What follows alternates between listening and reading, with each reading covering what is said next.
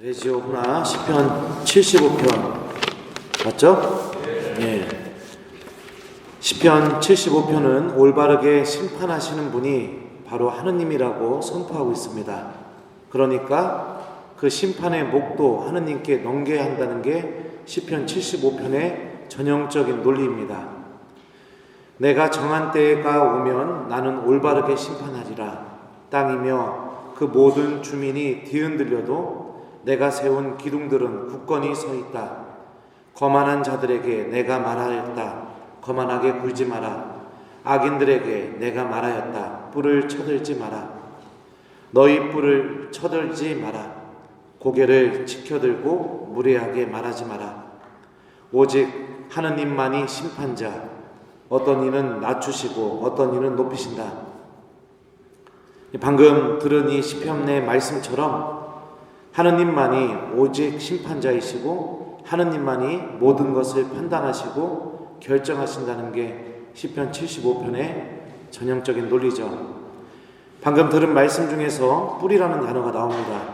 뿔은 힘과 권위, 권능과 장엄 이런 것들을 상징합니다. 뿔 달린 동물들 있죠? 어떤 동물들이 있나요? 코뿔소도 있고 또 뭐 있나요? 사슴도 있고 또 소도 달려있고 그렇죠. 근데 그 뿔 달린 동물들을 보면 그 뿔이 없으면 왠지 초라해 보이고 또 이상해 보입니다.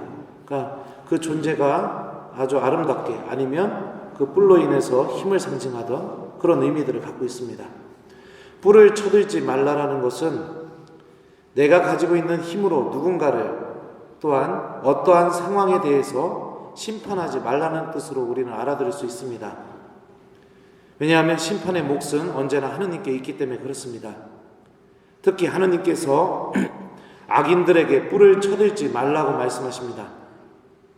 자신의 힘으로 누군가를 심판하는 행동 자체가 시편 75편은 악으로 보고 있습니다.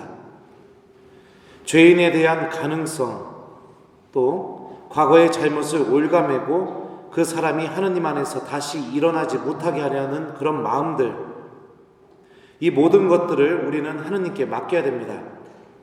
사람을 변화시키는 분도 하느님이시고 사람을 새롭게 창조하시는 분도 하느님이기 때문에 그렇습니다. 만약 우리가 누군가를 심판하게 될 때 우리들은 하느님의 이런 능력과 힘을 꺾어버리고 하느님과 맞서게 되는 것입니다. 그리고 하느님께서는 이러한 태도를 가진 이들을 직접 대적할 것이라고 시편은 노래하고 있습니다. 11절에 보면 이런 표현이 있습니다. 내가 악인들의 뿔을 모두 꺾으리니 의인들의 뿔은 드높여지리라. 우리들은 용서의 신비를 믿고 살아가는 사람들입니다. 죄인을 의인으로 변화시키는 것도 또 죄인을 죄가 없는 사람으로 변화시키는 것도 또 하느님을 사랑하지 않는 사람을 사랑하는 사람으로 변화시키는 것도 과거의 잘못이 하느님의 섭리를 통해 그 사람을 완전히 변화시키는 그 신비가 있다라는 것도 우리들은 믿고 살아가는 존재들입니다.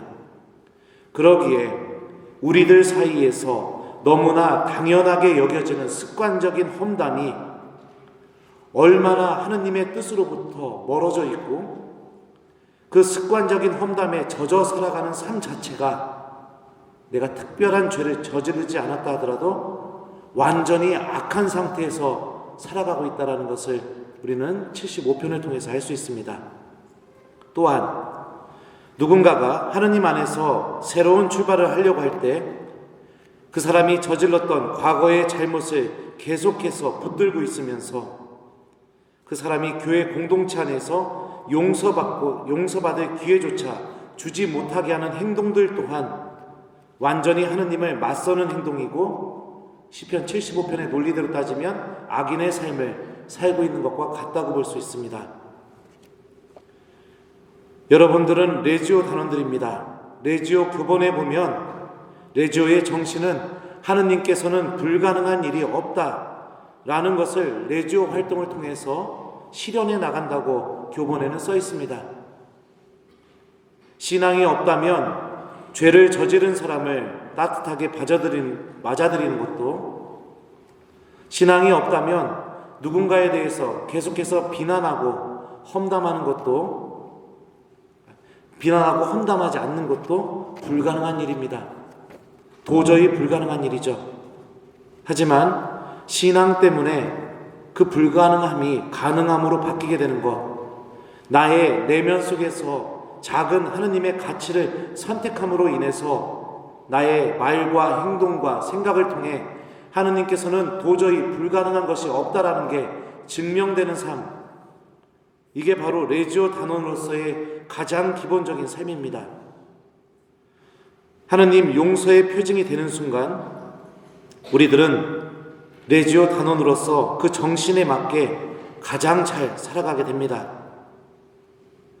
일주일 동안 무엇보다 시편 75편 다시 읽으시면서 험담하지 않는 레지오 단원, 또 누군가를 계속해서 과거의 일을 들먹이면서 그가 하느님 안에서 변화된 것을 바라보지 못하고 계속 그 과거 속에서만 매달리면서 그를 죽이고 마음속으로부터 내치지 않는 그런 레지오 단원이 되도록 노력하시기 바랍니다. 심판은 하느님께 있다라는 것을 기억하고, 누군가가 우리에게 잘못을 하거나 내 마음에 안 들거나 내가 원하는 대로 행동하지 않는다고 해서 그를 미워하고 비난하기보다 이렇게 부족하고 옹졸한 내 자신을 위해, 그리고 그를 위해 묵주를 들고 하나님께 은총을 청하는 그런 레지오 단원이 되도록 노력하는 한 주간 되시기 바랍니다.